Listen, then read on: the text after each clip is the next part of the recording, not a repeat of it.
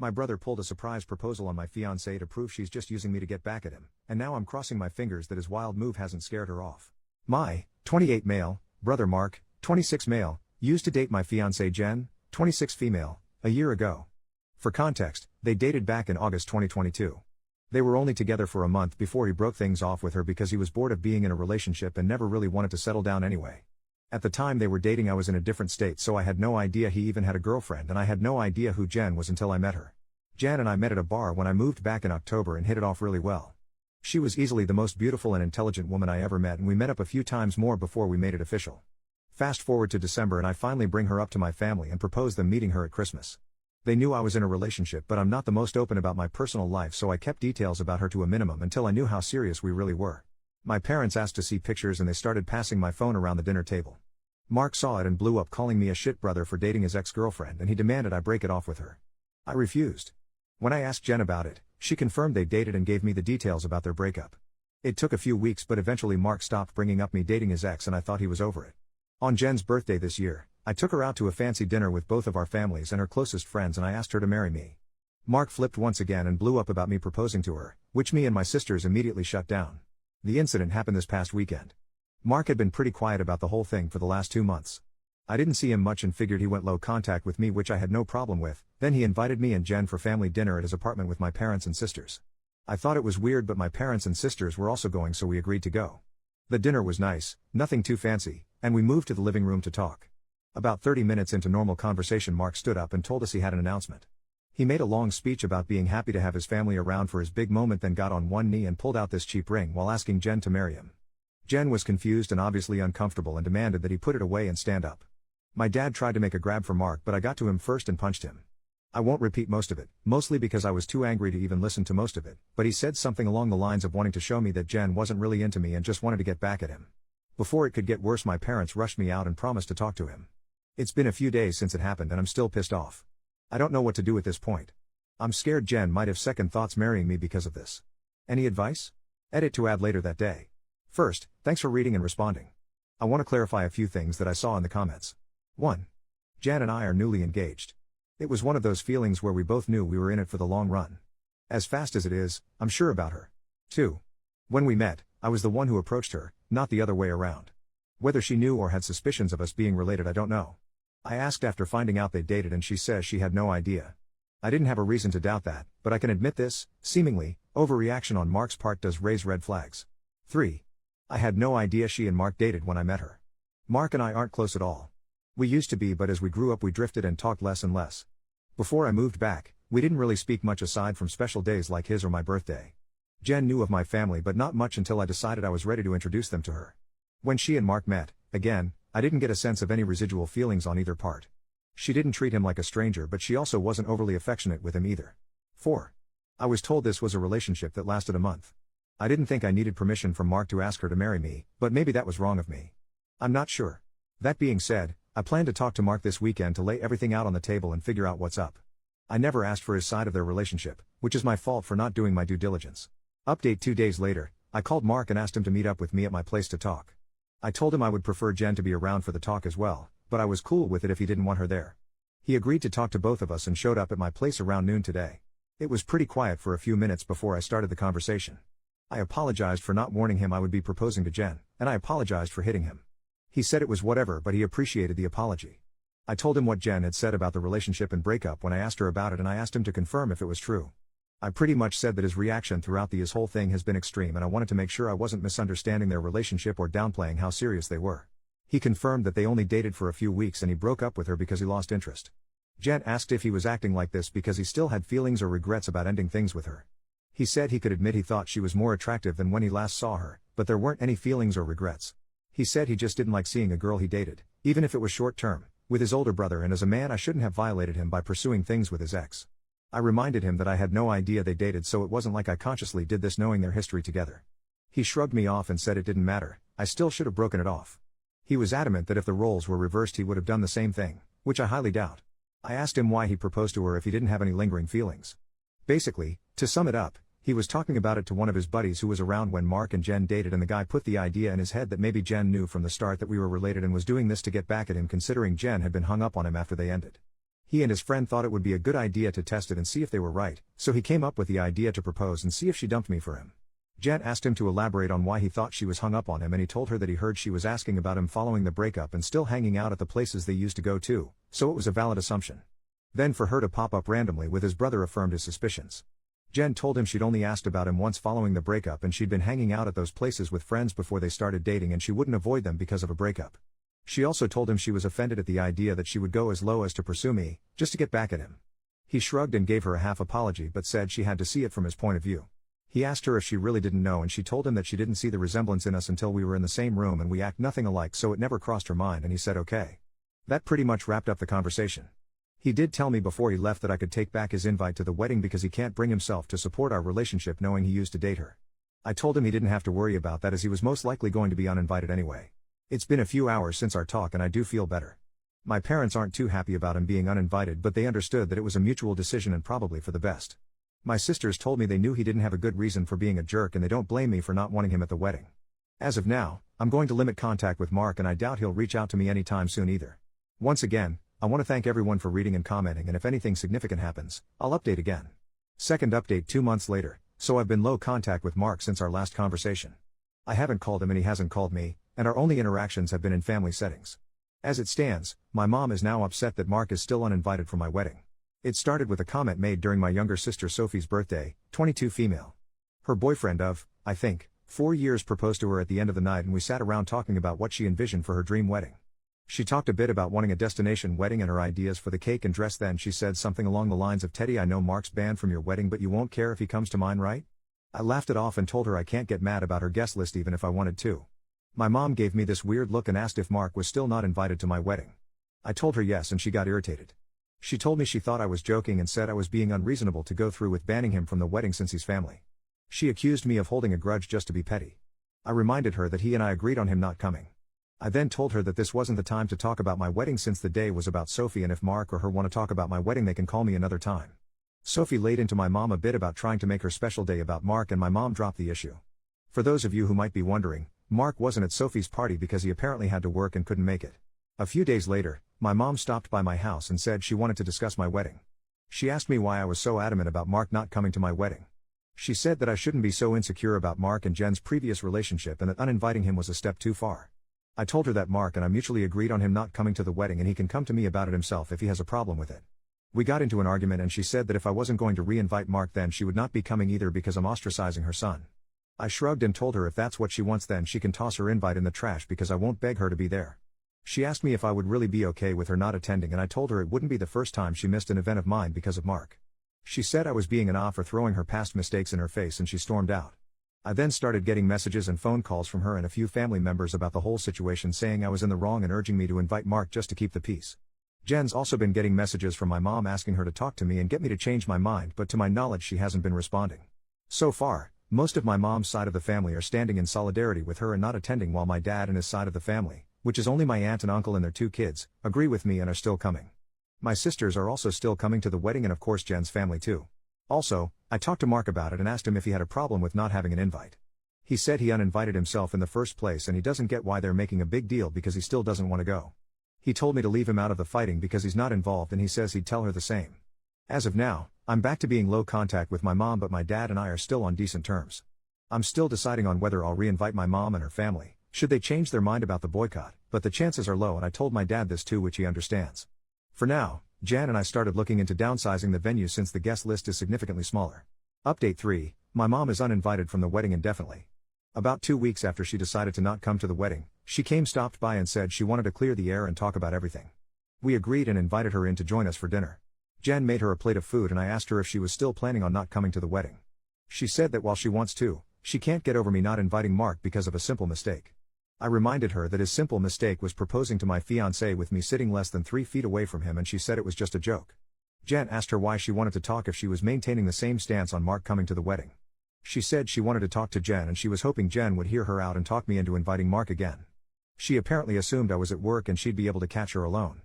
Jen politely told her that she understood her thought process, but she wouldn't have had that conversation anyway without me present since this is about my brother. My mom made a comment somewhere in the lines of Jen being spineless and unable to have a conversation without me thinking for her, which started a pretty heated back and forth between the 3 of us before Jen told her to get out. She got up and started walking towards the door and my mom followed her still screaming at her. By this point she's yelling about her tearing our family apart. While Jen was unlocking the front door my mom grabbed her hair and pulled her to the ground still screaming. She hit her and tried to claw her face and I dragged her off of her and threw her outside. She banged on the door for a few minutes while I made sure Jen was okay before she left and called the both of us repeatedly. When I was sure Jen was okay I texted my mom and told her not to bother reaching out again because we'll never speak to her again. I called my dad and sisters and told them what happened too. My dad was surprised and tried to make excuses, saying she'd been stressed about this whole situation for a while. My sisters say they knew she'd snap eventually since she's always been a crazy bitch and they said they'd come make sure Jen is okay. I asked Jen if she wanted to press charges but she declined and said she only wanted to cut contact with her for good. I told that part was obvious but she should still talk to the police since she was physically assaulted but she doesn't want my mom to get arrested. My sisters and Jen's mom came by to comfort her thankfully so she's doing okay. My mom is blocked on everything until Jen says otherwise. I genuinely don't know what to do now. Jen doesn't want to go to the police because she'd feel guilty having her arrested over this, but my sisters and I want to convince her too, and I'd at least want documentation in case something happens in the future. Clarification and some background on my relationship with my parents. Some people were asking questions about my mom and my decision not to be open with Jen about my relationship with my parents. I figure I could give some background on why we're so strained. Like some of you said, Mark was the golden child. Mark was my mom's baby boy and she didn't do much to try and hide it. They didn't spend much time with my sisters and I like normal parents did with their kids unless they had to, but they'd spend time with Mark as often as possible like taking him out shopping while we stayed with a sitter, or bringing him home his favorite food and toys from the store when they'd shop alone. He usually got better things compared to the rest of us like new expensive clothes while ours were thrifted or new toys just for him compared to old toys we had to share with each other. If my sisters and I got gifts, they were for us to share, but my mom made it pretty clear that Mark's things were only for him and we shouldn't touch it. When Mark would screw up, I'd get punished for not being a good role model and showing him the proper way to behave. For example, Mark went through a phase of breaking his toys and I got the beating because obviously he learned the behavior from me. When he was 8, Mark got in trouble at school for trying to push a kid down the stairs. I was grounded for 2 weeks and told to apologize to the kid for not teaching my brother right. When I turned 13, I pushed for my parents to start giving me an allowance. They agreed as long as I did household chores like mowing the lawn, taking out the trash, raking leaves, etc. It was usually somewhere around $25 a week to help me start saving. Mark saw that I was getting money and he begged my parents for an allowance too.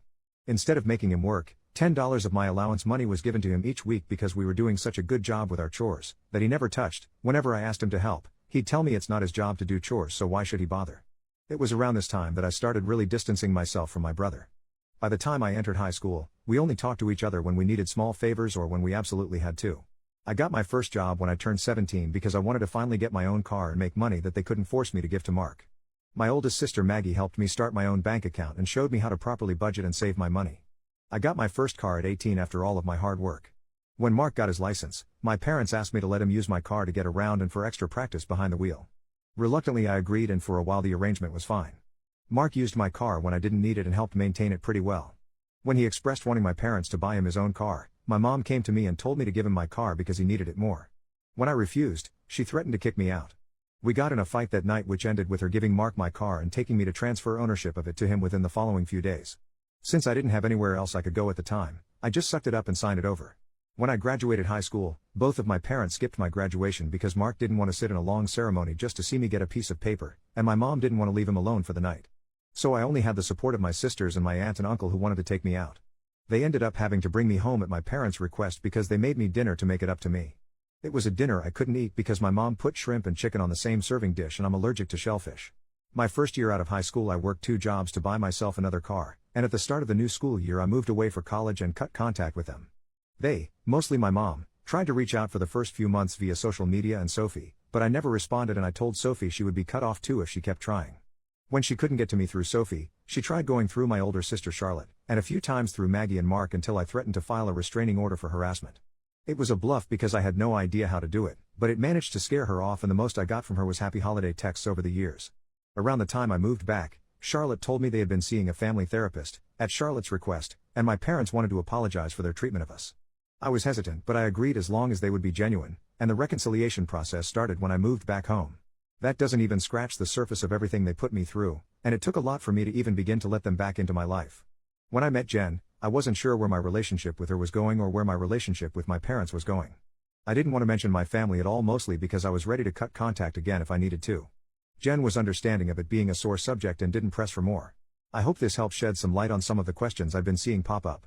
Update 4. I want to thank everyone who's taken the time to give me advice on what to do going forward and all the kind messages and comments I've gotten over the past few days and weeks. Jan and I have read the comments together and everything is appreciated. To answer the most common question about why I chose to reconnect after everything, the short answer is because I would do anything for my sisters.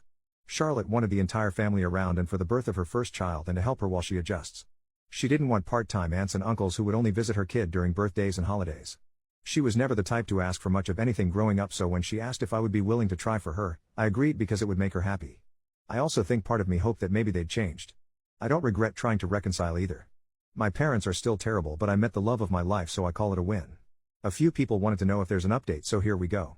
Sorry if it's a mess or confusing, a lot has happened. We filed a report with the police and were told that even though Jen doesn't want to pursue anything, it's not up to us to decide whether it goes further, but they would keep our preference in mind. We provided some pretty decent evidence of the assault, including pictures of Jen's face and texts with my mom and dad talking about what happened.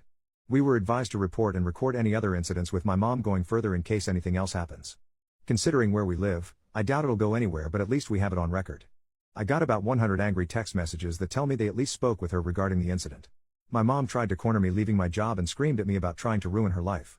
She kept screaming that I was an awful son for trying to get her arrested over a small misunderstanding and she didn't understand what she'd done to deserve being punished like this. I told her that if she didn't like being in legal trouble then she shouldn't have hit Jen. She demanded I tell the police to forget the report, which I refused. I told her exactly what the officer said about it being out of my hands. She had a tantrum in the parking lot and hit me a few times, just on the chest and arm, before security intervened and dragged her off the property. I had to talk to my boss about the incident. Luckily she was understanding of everything going on after I explained what was happening. When I got home, I told Jen what happened. She was upset and asked that we discuss the plan with my family moving forward. It was a long talk, but we took the advice of some Redditors and decided to go completely no contact with my family aside from my sisters. We agreed that having them in my life is adding unnecessary stress for the both of us, and we aren't even married yet. She told me she wanted to consider moving away and putting some distance between us and my family. She said that she tried to stay out of my family issues because it's not her place, but she refuses to put up with my mom and her behavior or my dad enabling her abuse. A lot more was said, too much to put in this post, but I agreed with her that they were more trouble than they're worth and I also don't want to put up with this anymore. I also agreed to go to therapy and she's helping me find a therapist. I decided to call my dad after our talk and let him know I would be going no contact. He didn't answer the first time I called, so I left a message asking to have a long talk. When he called back, he asked if it was okay for my mom to be a part of the conversation.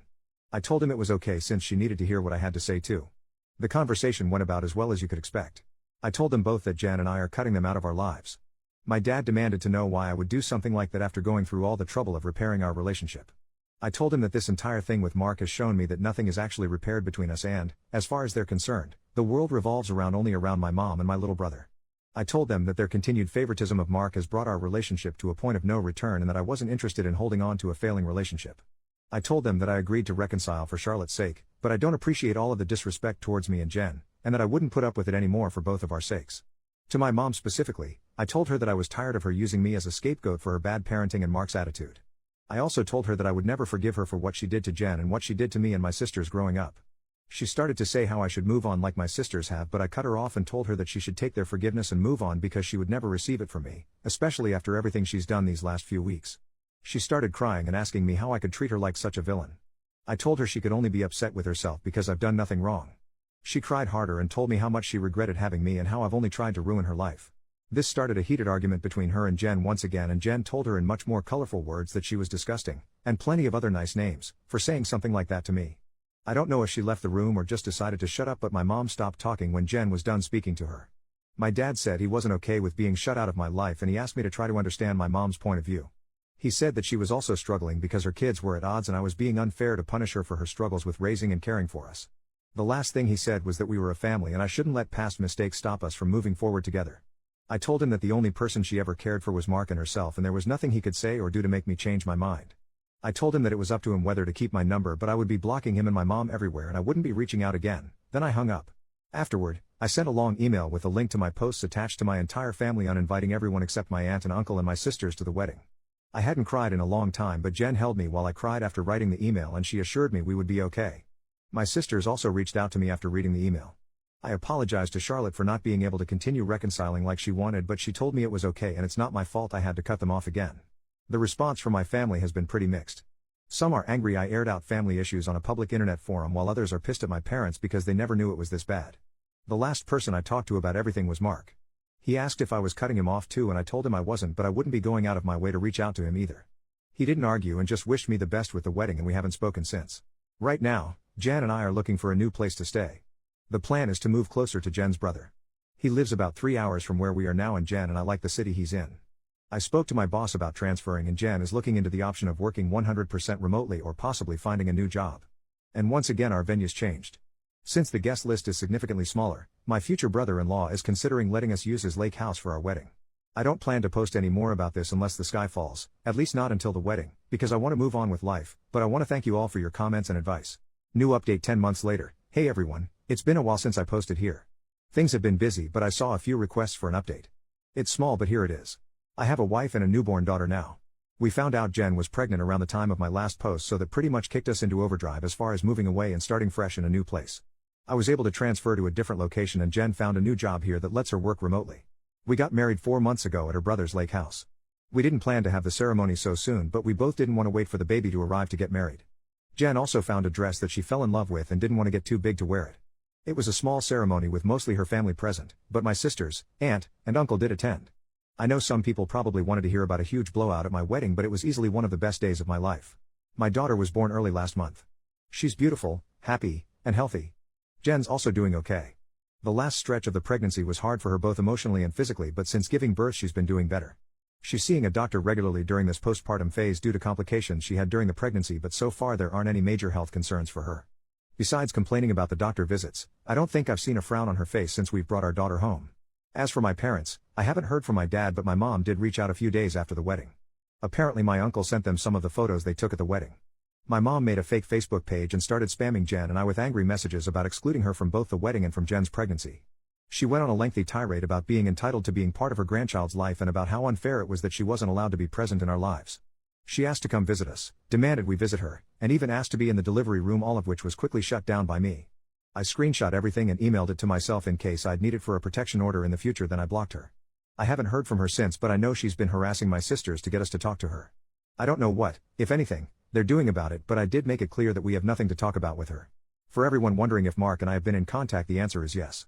He called after we came back from our honeymoon and congratulated us on the wedding and pregnancy. We did have a long talk about everything that happened. I won't go into detail, but we both got to say a lot, and he did offer both me and Jen what feels like a sincere apology for what he did. We've been texting a bit here and there since we talked. It's mostly just small talk and life updates, but he did invite me to have a drink with him next time I'm in town. I don't know if I'll accept it, but I told him I'd think about it. Thanks everyone for the support and well wishes you've all given us. Sorry if this update was all over the place. Edit, just to clear it up before anyone asks, Mark doesn't know where I live and likely won't know in the future. If he chooses to give updates about my life to my parents, that's his choice. I won't give him any details that he can pass on that would help them pop up unannounced. Unfortunately, even if we are able to form some sort of relationship, I'll never be able to fully trust him.